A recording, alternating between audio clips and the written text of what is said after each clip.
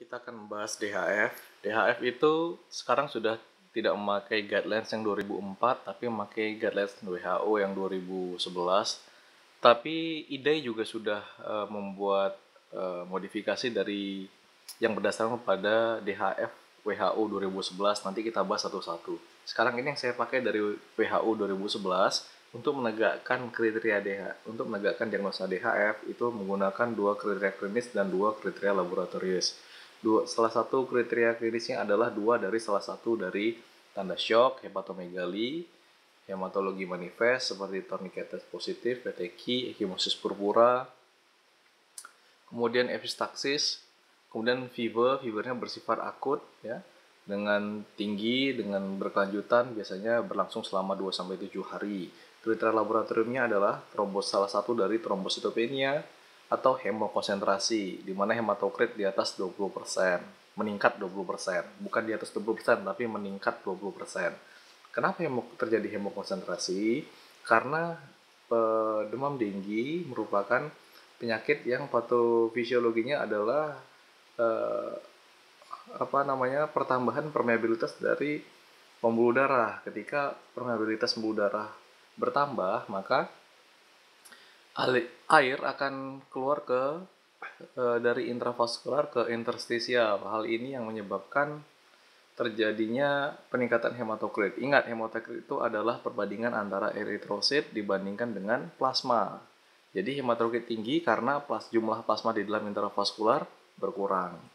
Nah, bagaimana kita membuktikan ada tidaknya plasma leakage? Itu bisa dengan pemeriksaan, salah satunya adalah USG dari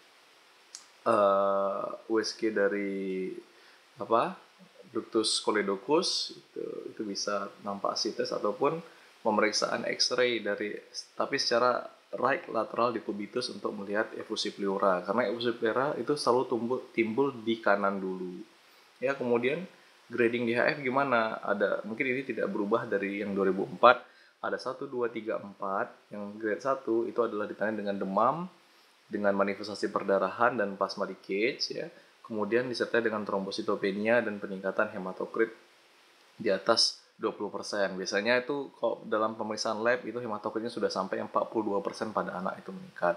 Kalau DHF grade 2 itu adalah grade 1 ditambah dengan perdarahan yang spontaneous bleeding disertai dengan trombositopenia dan hematokrit meningkat. Kalau DHF grade 3 itu DHF grade 2 itu ditambah dengan kegagalan sirkulasi. Ini sudah mulai shock ya.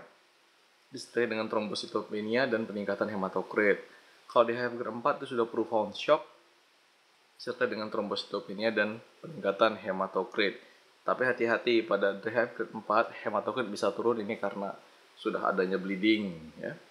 Nah, secara klinis ini bisa dijumpai asites, bisa dijumpai hepatomegali. Ini karena gallbladder edema ya, yang saya jelaskan tadi. Gallbladder edema terjadi juga akibat karena terjadinya peningkatan konsentrasi atau perempesan plasma. Ini bisa dinilai dari USG. Jadi jangan lupakan untuk menegakkan diagnosa atau untuk menegakkan gallbladder edema itu kita harus pemeriksaan USG untuk melihat ada atau tidak edema di sana. Terus biasanya ada makulopapularis, kemudian ada tourniquet positif. Tourniquet positif ini jika lebih dari 10 titik per square ya. Nah, apa yang perlu diperhatikan ya? Untuk DHF itu harus diperhatikan setelah kita menegakkan diagnosa, perhatikan ada atau tidaknya warning sign ya. Warning sign ini adalah tanda kecenderungan suatu infeksi denggi ini jatuh ke fase shock. Tanda apa aja warning sign? Warning sign itu saya bikin jembatan keledainya POLIA gitu. POLIA tuh P-nya itu adalah persistent vomiting, O-nya adalah oliguria, L-nya adalah letargi, I-nya adalah irritability, A-nya adalah akut abdomen. Nah, jika ada salah satu dari warning sign, ini kemungkinan untuk shock itu ada, tendensi itu shock itu ada ya. Nah, untuk shock tandanya seperti apa? Saya sudah bahas di presentasi saya mengenai shock. Dan di sini membedakan antara dengue shock syndrome dan sepsis shock. Ingat, sepsis shock juga disertai dengan manifestasi perdarahan karena patofisio dari sepsis shock adalah koagulopati. Sedang bedanya di mana? Bedanya adalah di ESR. ESR pada DSS itu kecil dari 10 mm, sedangkan pada sepsis di atas 10 mm. Nah, sekarang beredar diagnostik tes. Banyak diagnostik tes yang beredar untuk menegakkan dengue. Apa aja? Ada yang diagnosa primer. Primer itu menentukan infeksi primer. Itu artinya IgG-M-nya lebih dominan ya. IgG-M itu biasanya muncul pada hari ketiga sampai hari kelima, jadi jangan periksa IgG itu di hari pertama. Demam tentunya akan bias. Kalau pengen mencari tinggi, maka di rentang hari ketiga atau hari kelima. Kemudian biasanya IgM ini bertahan sampai 2-3 bulan. Sedangkan IgG itu dia baru muncul setelah hari ke-7 dan bertahan sampai tahunan. Bagaimana membedakan ini infeksi primer atau ini infeksi sekunder? Gunakan IgM IgG rasio. Kalau infeksi primer, IgM IgG rasio itu besar dari 1,2. Sedangkan untuk infeksi sekunder itu IgM sama IgG rasionya kecil dari 1,2.